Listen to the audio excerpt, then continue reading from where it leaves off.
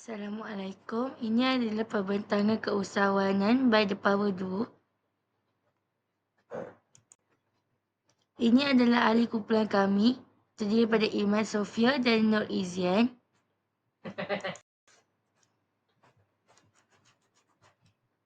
Ini adalah contoh Google Trend. Ada 3 gambar. Ini adalah analisis SWOT kami. Sependek je.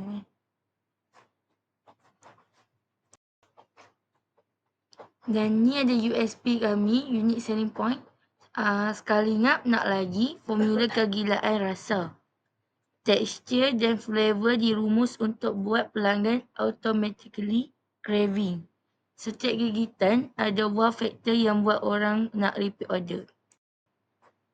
Ini adalah ciri-ciri produk. Homemade premium dihasilkan secara homemade dengan bahan berkualiti tinggi yang dipilih teliti. Rasa unik dan lazat. Setiap gigitan memberi pengalaman rasa yang istimewa. Sesuai dengan tagline sekali ngap nak lagi. Mereka bentuk estetik dan comel. Pembungkusan berwarna pastel pink dengan ilustrasi kartun eksklusif menjadikan produk ini Instagram worthy dan sesuai untuk hadiah. Ini adalah BMC kami.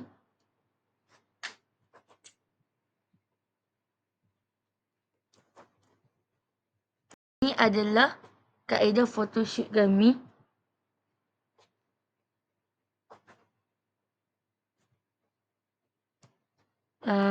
Yang ni adalah daripada atas dan ni daripada tengah sisi. Ini adalah contoh Facebook. Contoh Facebook muka depan. Ayat soft sell, hard sell dan sebagainya. Ini adalah Instagram logo.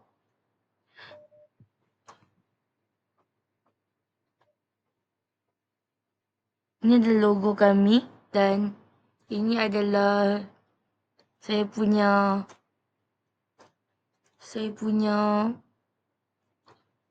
hashtag tu.